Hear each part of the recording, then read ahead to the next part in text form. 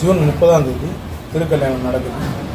7லேருந்து ஜூலை 7ஆம் தேதியிலிருந்து ஆகஸ்ட் 24ஆம் தேதி வரலும் பக்தர்கள் இருப்பிடத்திற்கு திருக்கல்யாண கோலத்தில் செல்வ அலங்காரத்தில் ஸ்ரீ லட்சுமி குபேரன் உற்சவமூர்த்தி அழைத்து குரு பூஜை செய்வதை கண்டிப்பாக செய்யுங்க. வீட்டுக்கு நல்லது நடக்கும்.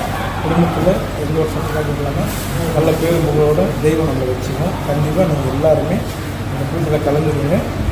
நல்லதே நடக்கும். அரக்காசம்மன் துணை. இன்றைக்கி நான் காலையில் அபிஷேகம் பண்ணுறதுக்கு வந்திருக்கேன்.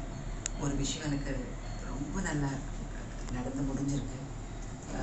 அந்த ப்ராப்ளம் சால்வ் ஆனதுக்கான ஒரு ஆசீர்வாதமாக நான் நினச்சிட்டு இன்றைக்கி வந்து அபிஷேகம் பண்ணேன்.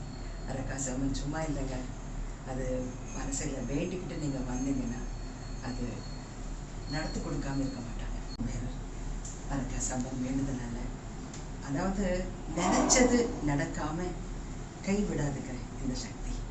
அப்புறம் குபேரரோட கல்யாணம் இந்த 30ஆம் தேதி நடக்குதுங்க. சிறப்பாக நடக்கும். நீங்கள் எல்லாரும் ரத்னமங்கலம் குபேரர் கோவிலுக்கு வந்து அந்த கல்யாணத்தில் அந்த காட்சியை பாருங்கள். குபேரர் பூஜை 7ஆம் தேதியிலேருந்து ஜூலை 7லேருந்து 24ஆம் தேதி வரைக்கும் அவரோட வீடுகளுக்கு விக்கிரகம் வந்து எல்லார் வீடுகள்லையும் செழிப்பாக பூஜை நடத்தி கொடுப்பாங்க. வருஷமும் நான் கிட்டத்தட்ட ஒரு 20 வருஷமாக பூஜை எங்கள் வீட்டில் நான் எப்போவுமே அதாவது நடக்கிறதுக்கான ஒரு பிளெஸ்ஸிங் எனக்கு அமையிறது எப்போவுமே நடக்குது. ஸோ இந்த 7ஆம் தேதி நம்ம வீட்டில் குபேரர் பூஜை நடக்க போகுது. குபேரோட அருள் எங்களுக்கு கிடைக்கும். எல்லாருக்கும் அந்த அருள் கிடைக்கட்டும்.